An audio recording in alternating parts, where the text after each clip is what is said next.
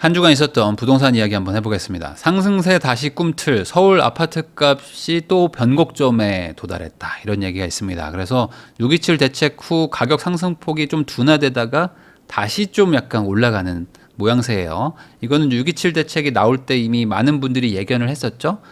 이 대출 규제나 이런 것들은 한시적으로 이 매수를 좀 누를 수는 있지만 시간이 지나면은 눌린 게 다시 올라올 것이다.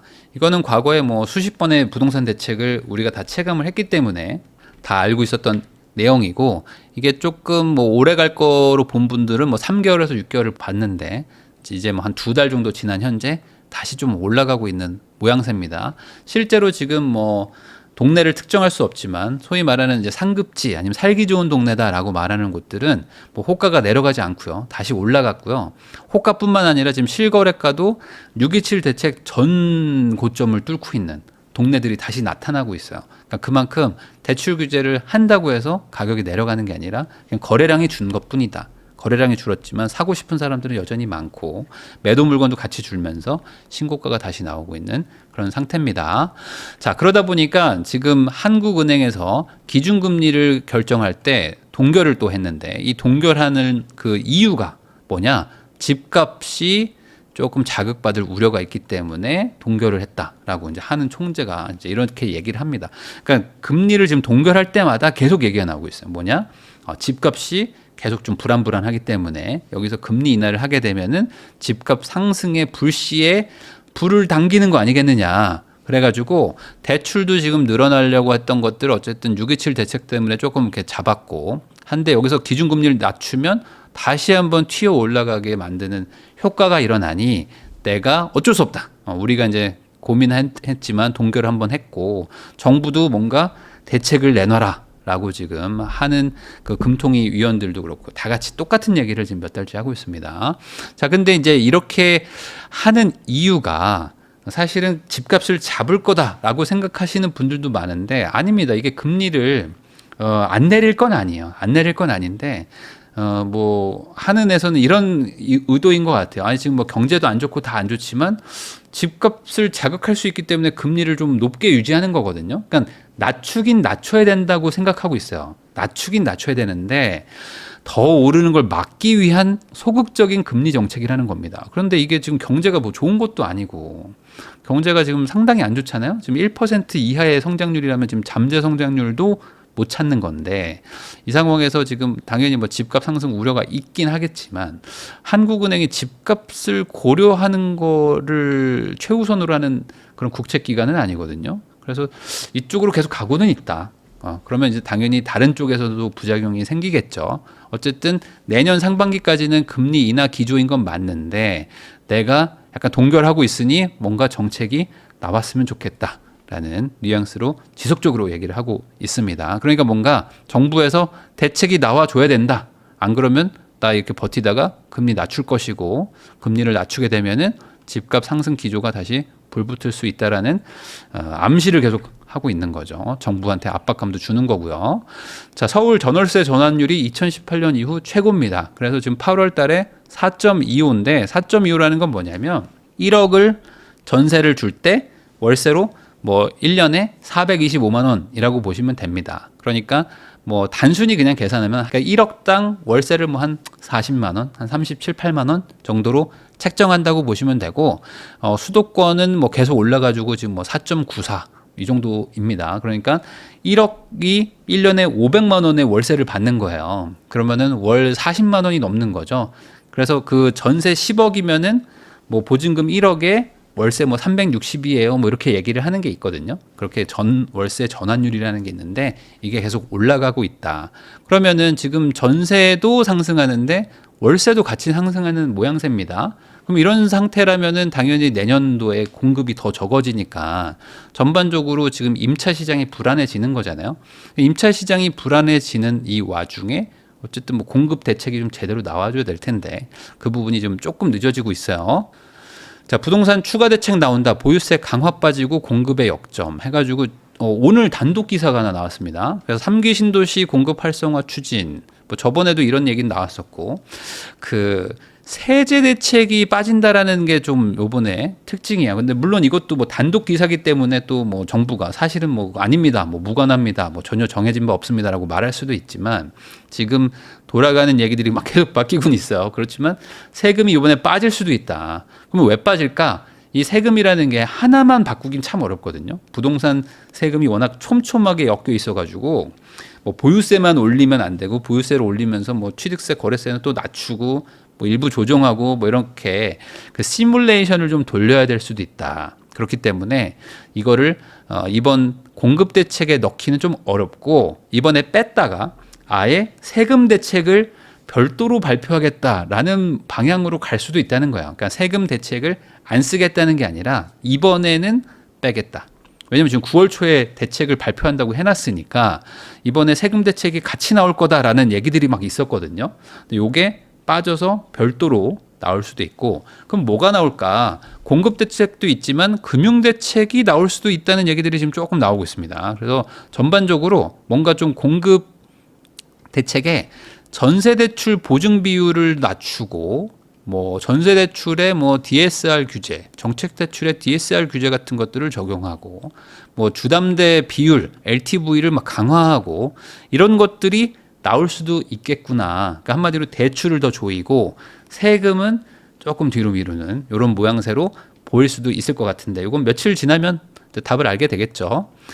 자, 이번에 금융위원장으로 이제 임명된 2억 원 금융위원장 후보자가 이런 얘기를 했습니다. 6.27 대책은 단기적으로는 효과가 좀 있었던 것 같다. 다만 이게 시장이 꿈틀하면 필요시 추가 방안을 즉각 시행하겠다. 그러니까 당연히 이제 금융 대책인 거고 세금이라기보다는 이제 대출 규제 쪽으로 더 가려고 할 것 같아요. 그러니까 대출 규제가 아직 끝나지 않았다. 그럼 뭘까? 6억 대출을 더 줄이든지 전세 쪽을 좀 더 줄이든지 뭐 이런 식으로 하겠죠. 왜냐하면 지금 대출 규제가 약한 건 아니거든요. 약한 건 아닌데 여기서 추가 방안이다? 그러면 이제 전세 쪽을 줄일 것 같아요. 전세 쪽. 왜냐하면 지금 전세는 5억까지 대출 한도를 해주는데 그걸 뭐 3억으로 낮추든지 그러면 이제 시장의 유동성을 또 줄일 수 있으니까요.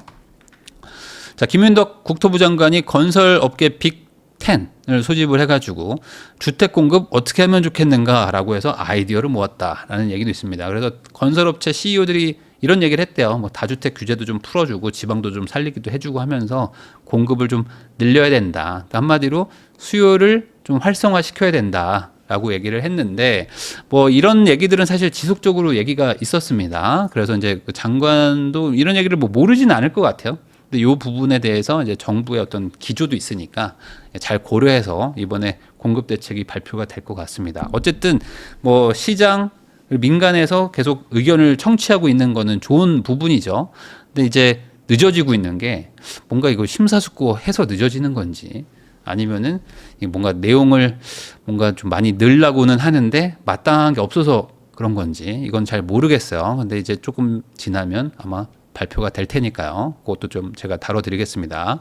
2030년까지 수도권 입주 로드맵 나온다. 뭐 이런 얘기도 있어요. 그러니까 뭐냐면 이번에 그냥 막연하게 공급 몇백만 호 하겠습니다라고 해봐야 시장에 안 먹힐 수도 있잖아요. 그러니까 구체적으로 2030년도까지 몇 채가 입주한다. 뭐 이런 계획이라는 거죠. 근데 이게 양날의 검일 수가 있는 게 그게 현실 가능하냐라는 걸로 이제 공격을 당할 수가 있습니다.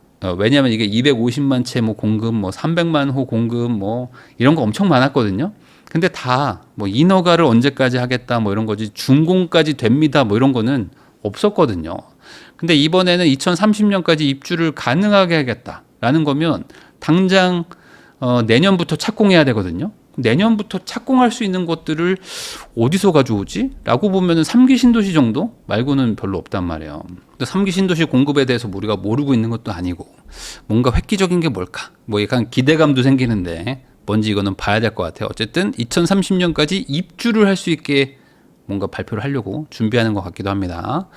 소득, 자산 등 자격 요건이 까다로워진다. LH 임대 공실만 4만 가구다. 그러니까 LH가 임대 주택을 많이 뭐 공급을 했습니다. 매입해서 뭐 임대 주는 것도 있는데 잘 안 나가고 공실인 곳들도 많아요. 경기도에만 빈집이 13,000가구가 있다고 하는데 신혼부부가 협소한 36제곱미터 이하. 그러니까 10평 정도 되는 거죠. 10평, 11평 정도 되는 거니까 신혼부부가 아이 낳고 키우기에는 조금 불편하고, 그리고 그게 또 위치도 또 안 좋고, 이런 곳들은 임대주택은 있는데 공실이 나니까 어떻게 됩니까? 당연히 그 매입할 때 들어간 대출 비용, 그리고 거기서 임대를 받아야 되는 못하니까 이제 이자 비용, 뭐 이런 것들이 다 손해로 잡히는 거죠. 그러다 보니까 이제 LH에서 임대 손실만 뭐 4년간 1,600억이다. LH가 지금 부채가 뭐 160조인가요? 뭐 그 정도 있을 겁니다. 그러니까 이 엄청난 부채를 가지고 있는 공기업이 LH인데, LH가 앞으로 임대 사업을 더 크게 할 거라고 하거든요. 그럼 이제 이 부채를 어떻게 할 것인가? 거기다가 이 임대 손실이 앞으로 더 커질 확률도 높으니 이게 정말 이제 산 넘어 산인데 잘 하기를 바라지만 지금 현재도 공실이 4만 가구다. 3,500만 원 어디서 구해? 빌라 주인 날벼락이다. 5채 중 4채가 역전세 폭탄이다. 이게 무슨 소리냐? 지금 전세보증보험 가입 조건을 더 까다롭게 한다는 얘기들이 나오고 있습니다. 그러면 90%가 아니라 70% 강화한다는 건데, 이게 그냥 심플하게 이렇게 생각하시면 돼요. 전세보증보험을 예전에 그냥 막 100% 다 해줬잖아요. 그러니까 내가 예를 들어 전세가 막 2억이에요. 그러면 2억을 다 보장해줬단 말이에요. 그러니까 은행 입장에서는 땅 짚고 헤엄치기죠. 어차피 정부가 다 줄 거니까 뭐 소득을 보든 안 보든 상관이 없는 거예요. 그냥 보증서만 가지고 오면 대출이 다 나갔습니다. 근데 이거를 90%만 보니까 10%는 은행이 손해 볼 수도 있겠네. 조금 깐깐하게 보겠죠. 근데 이제 70%로 강화하면 은행이 만약에 돈을 떼이면 30%를 날리게 되는 거잖아요. 그럼 은행 입장에서 이제 깐깐하게 봅니까? 안 봅니까? 아주 깐깐하게 볼 수밖에 없다. 한마디로 이제 과거처럼 전세보증보험을 막 해주지 않을 것이다. 자, 그럼 뭐가 문제냐? 지금 빌라, 이 비아파트, 뭐 오피스텔 이런 쪽은 지금도 전세 시장이 되게 힘들거든요. 그리고 전세가 뭐 조금 올라가는 지역은 그나마 어떻게 하는데, 매매 시세도 빠지고 전세도 지금 뭐 횡보하고 있고 뭐 이런 곳들이 많아요. 그러면 이런 데들은 원래만큼 뭐 90% 해줘도 지금 보증이 나올까 말까 한데, 보증을 더 세게 해버리면 어떡합니까? 전세 보증보험을 가입하기가 힘들어져요. 그러면 새로 들어오는 사람이 전세 보증보험을 못 드는 거예요. 근데 기존에 있는 세입자는 나가겠다고 하잖아요. 그럼 어떻게 해요? 전세금을 빼주려면 전세를 맞춰야 되는데. 근데 요즘에 한번 생각해 보세요. 빌라에 들어가는데 전세 보증보험 없이 전세 얻을 사람이 누가 있습니까? 여러분들은 얻을 거예요? 내 동생, 내 아들, 딸이 뭐 서울에 가가지고 갑자기 뭐 전세를 얻겠다고 하는데, 엄마, 나 여기 사는데 전세 보증보험이 안 된다는데 어떻게? 라고 하면은 그거 그렇게 해라 라고 할 만한 부모가 어디 있습니까? 당연히 절대 안 돼 라고 하겠죠. 그러면 월세, 반전세로 바뀔 수밖에 없다. 그러면 기존에 그 집을 가지고 있는 분들 입장에서는 전세를 2억을 빼줘야 되는데, 예를 들어 뭐 보증이 뭐 1억밖에 안 나온대요. 그럼 1억을 어디선가 만들어서 돌려줘야 되잖아요. 근데 대부분 이런 빌라나 뭐 오피스텔을 가지고 있는 분들은 아직도 다주택자들이 많아요. 그러니까 그걸 뭐 투기로 하는 건 아니잖아요. 그러니까 아파트도 아니고 그냥 빌라입니다. 빌라 같은 건데, 그 빌라 가격이 막 올라가는 걸 지금 국민들이 걱정하는 건 아닌데, 그쪽에서 다주택을 하고 계신 분들 입장은 뭐냐면, 아파트랑 똑같이 취급을 받으니까 너 다주택자 대출 안 나가, 이런 거야. 그러니까 다주택자는 대출도 막아버려요. 그러니까 돈을 돌려줘야 되는데 돌려줄 방법이 없네. 그러니까 이제 경매당하고 뭐 이제 파산하고 뭐 이런 일들이 계속 일어나고 있습니다. 그러면 팔면 되잖아요 하는데 누가 사주냐고. 지금같이 똘똘한 한 채, 명의는 하나만 살 수 있어요라고 정책이 계속 강조하고 있는데, 그 오피스텔, 그 조그만 뭐 인천에 막 다 쓰러져가는 빌라, 이런 걸 누가 사줍니까? 안 사주죠. 그러니까 집이 팔리지도 않고 대출 받아서 돌려줄 수도 없고, 기존 세입자를 받아가지고 맞추려고 하는데 보증보험이 안 나오네. 그러니까 방법이 없다. 그냥 파산밖에 없는 거야.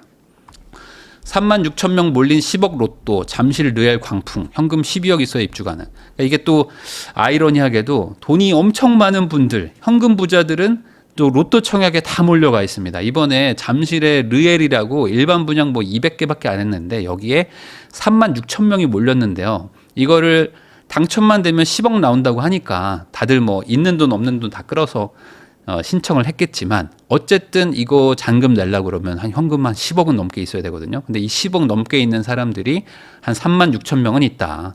그러니까 이게 대출도 안 되고 하는데 그냥 막 신청하는 거예요. 그만큼 지금 매수 잠재 수요가 엄청나게 많다는 거고 특별 공급이 이 정도입니다. 특별 공급이 경쟁률이 346대 1이다. 자, 강남 아파트 평균 5억 빚이 깔렸다. 강북 금천의 2.7배라고 하는데 이게 무슨 말이냐면요. 부동산 R114에서 뭐 조사를 했다는데 강남구에는 서초구에는 뭐 용산구에는 소위 말하는 이제 뭐 강남권 그 비싼 동네들 있잖아요. 여기에 주담대가 얼마씩 있는지 봤더니 평균적으로 4억 정도 있다는 거예요. 4억에서 5억 정도. 그러면은 대출이 4, 5억 있으면 많은 거 아니야? 라고 생각하시겠지만 이 동네 집값이 30억입니다. 그러니까 지금 평균 막 25억에서 30억이거든요. 그 말은 거꾸로 얘기하면은 30억짜리 집들이 있는 동네에 평균적으로 주담대가 4억밖에 없다는 거야. 그래서 어떤 분들은 그런 얘기 하잖아요. 뭐 강남에 뭐 집값 다 폭락할 것이다. 왜? 저거 다 대출로 쌓아 올린 거다. 뭐 이런 얘기를 하는데 실제로 주담대 LTV 비율이 되게 낮아요. 이거는 시장에서 거래를 해보고 현장에서 이제 돌아다녀 본 분들은 다 아실 텐데 이 생각보다 강남권은요 오래 전부터 집을 사가지고 보유하고 있는 분들이 워낙 많고 실거주하고 있는 분들도 많습니다. 그러다 보니까 장기간 대출을 막 갚았고요. 그리고 집값이 올라버린 거죠. 그러니까 대출을 받아서 새로 산 사람들도 있지만 대출이 아예 없는 분들도 생각보다 되게 많고요. 그러면 강북구 금천구의 2.7배라고 하지만 강북 금천의 평균 집값하고 강남 아파트의 평균 집값이 다르잖아요. 근데 대출은 2배밖에 없어. 한마디로 강남 쪽, 뭐 강남 3구 이쪽은 대출로 무너질 만한 정도의 지금 그런 자산이 아니라는 거예요. 그러면 과거에는 왜 그랬습니까? 과거에는 금리가 급등했기 때문에 그 금리 급등기에 대출을 많이 받고 소위 말하는 뭐 그때는 막 P2P를 받은 사람도 있고 뭐 부모님한테 빌려가지고 산 사람도 있고 뭐 친구한테 빌려서 산 사람도 있기 때문에 금리가 급등하면서 못 버티고 무너졌던 분들이 있는데 그런 분들은 다 23년, 24년에 다 정리가 됐죠.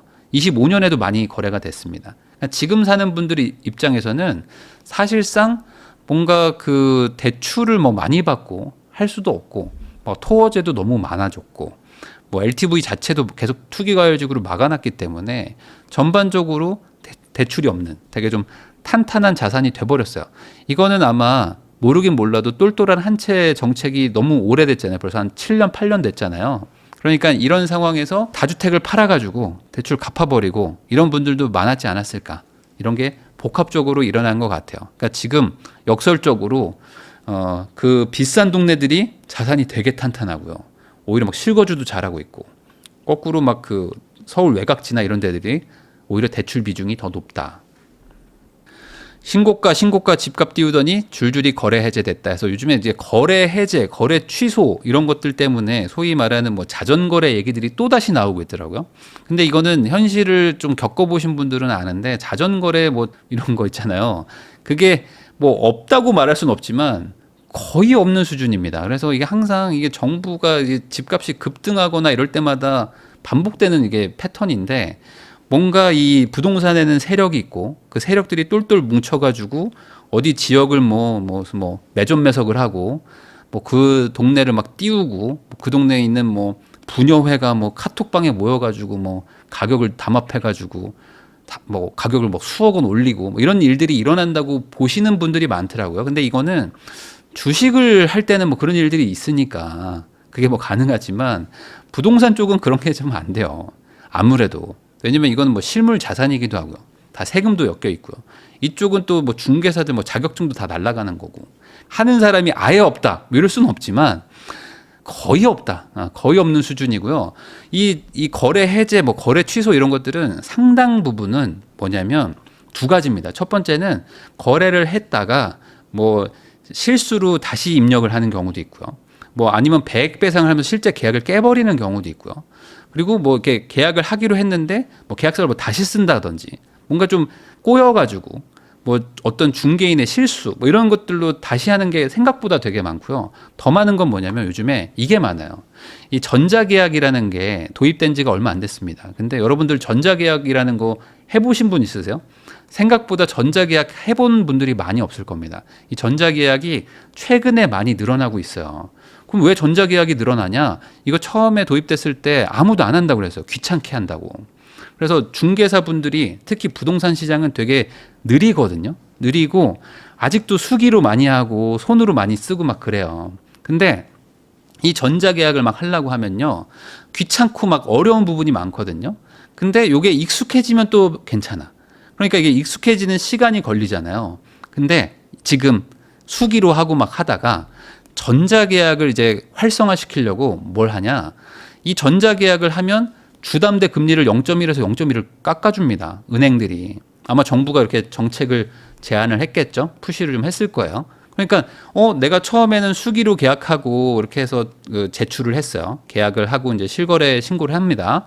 근데 전자계약을 하려고 한 생각은 없었어요. 근데 은행 가가지고 대출 받으려고 해보니까 전자계약 해오시면 0.2% 깎아줘요 이런 얘기를 하는 거예요. 그럼 요즘에 금리 0.2면 절대 적지 않거든요.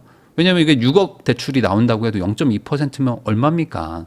그러니까 그래요? 전자계약으로 하면은 괜찮은 거예요? 라고 해서 부득이하게 뒤에 사후에 이거 계약서 다시 좀 쓰시면 안 되냐고 해가지고 전자계약 하는 경우가 많거든요. 생각보다 취소건들이 이런 게 많다. 그러니까 이런 것도 보면요. 상반기에 20만 건 돌파했다는데 이게 압도적으로 늘어났습니다. 이게 몇 년 전보다 한 5배, 10배 늘어났을 거예요. 그러니까 이런 것들이 다 취소로 잡히는 거다. 그러니까 이게 자전거래가 없냐? 뭐 있겠죠. 어딘가에선 하겠지만 대세적으로 그렇게 하고 무슨 뭐 세력이 모여가지고 무슨 막 큰 손 고래들이 막 여기 뭐 비트코인 뭐 주식처럼 막 작전 세력이 있고 뭐 이렇게 하기는 어렵다. 그렇게 될 수 있는 판도 아니고요. 여기는 그냥 개개인들 그냥 저 집 팔고 뭐 어디 갈아타게 할 건데요. 뭐 이런 분들이 훨씬 많고 뭐 무슨 뭐 쩐주들이 모여가지고 뭐 집을 막 수백 채 가지고 있고 이런 거는 아니다.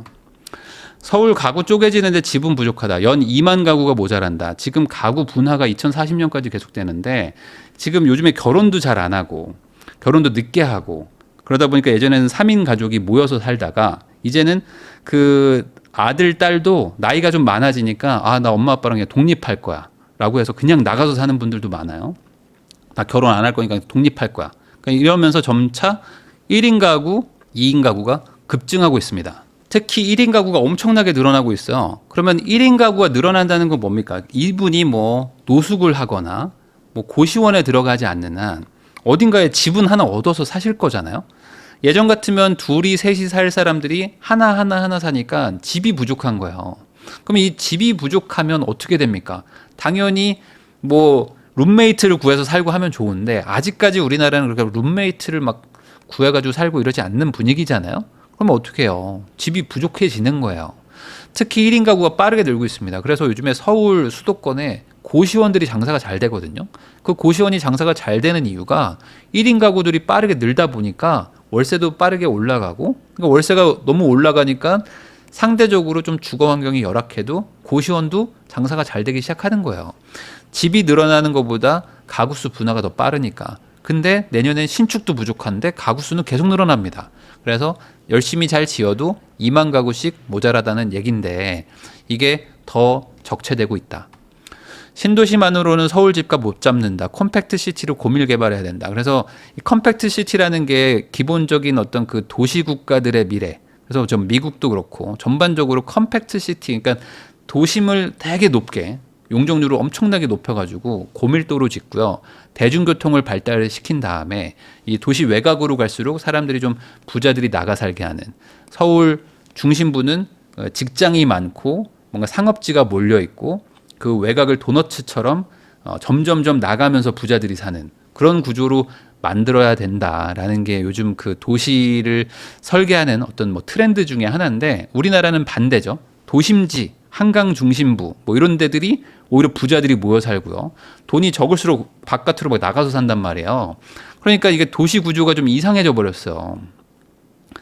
도심지에 원래 좀 그 상업 지역이 많아야 되고 뭐 초고층 빌딩도 많아야 되고 그래가지고 뭔가 효율적으로 교통망도 좀 잘 구성이 돼야 되는데 이게 반대로 바깥에 젊은 사람들이 살고 안쪽에 부자들이 살다 보니까 부자들은 출퇴근도 편하고 살기도 좋은데 청년층들은 뭐 출퇴근을 막 1시간 반씩 한단 말이죠. 근데 그렇다고 이걸 또 바꿀 수도 없는 어쩔 수 없는 그런 구조가 있단 말이에요. 그러면 지금이라도 재건축 재개발할 때 좀 고밀도로 올리고 그거에 맞춰가지고 좀 공급도 많이 늘리고 하면 좋은데 그게 잘 안 되고 있다. 아마 용적률을 늘리는 것도 쉽지가 않고 용적률 늘리면 또 임대 아파트 위주로도 늘어나니까 이게 또 개발도 안 되고 그런 좀 악순환에 빠져 있는 게 있습니다. 로또 아파트 상가의 몰락, 강남서도 상가 빼고 재건축. 요즘에는 이제 쿠팡이 워낙 잘 돼 있고 서울은 인구 밀도도 높다 보니까 굳이 이제는 뭐 오프라인으로 뭘 산다는 개념이 많이 없어졌어요. 음식도 그냥 배달시켜 먹는 것도 많고 뭐 물건들도 대부분 쿠팡에서 사버리죠. 그러니까 예전에는 뭐 이래저래 그냥 뭐 걸어 다니면서 물건도 많이 사고 했는데 이제는 지나다니면서 뭘 사는 분들이 거의 없죠. 그냥 뭔가 어디 들어가는 거는 뭐 데이트하면서 커피 마시거나 밥 먹는 정도, 뭐 누구 만남 있을 때, 미팅 있을 때 잠깐씩 어디 들어가서 시간 때우는 정도만 하지, 뭐 점차 이런 것들이 없어지고 있습니다. 그러다 보니 이제 상가라는 개념이 점점점 희박해지고 이제 주택이 필요하지 상가는 좀 덜 필요해지는 구조로 가고 있단 말이에요. 그러다 보니까 이제 재건축을 할 때도 상가를 약간 애물단지 취급하는 게 있습니다. 그래서 아예 그냥 상가 없이 재건축하는 단지들도 나타나고 있다. 첫 삽 뜨기도 전에 좌초위기, GTX 노선 공사비 갈등에 3기 신도시도 삐걱거린다. 이 3기 신도시를 지금 정부가 계속 강조하고 이거 빨리 하겠습니다라고 하지만 3기 신도시 자리들이 지금 뭐 직장도 당연히 없지만 교통망도 구비되어 있는 것이 거의 없습니다. 2기 신도시도 지금 교통망이 잘 아직 안 돼가지고 열심히 짓고 있는 곳들도 많은데 3기 신도시는 당연히 없겠죠. 거기다가 지금 공사비 갈등 때문에 뭐 GTX도 이제 뭐 B 겨우 착공하고 있고 C는 아직 좀 감감무소식인데 이런 것들까지 고려하면 3기 신도시를 속도 내봐야 그 동네 들어가서 실거주성이 좋아지는 것도 아니고 그래서 이게 마냥 빨리 한다고 답이 나오는 것도 아니다. 진짜 그 초기 단계에 정말 버스가 아니라 자차로 출퇴근해야 되는 상황이 올 수도 있는 정말 요것도 문제거든요. 이런 것들도 어떻게 해결할지 이번에 공급 대책 때 분명히 요 GTX 등 어떤 교통망까지 같이 나와야지만 유의미한 대책이 될 것 같다라는 얘기도 같이 한번 해봤습니다.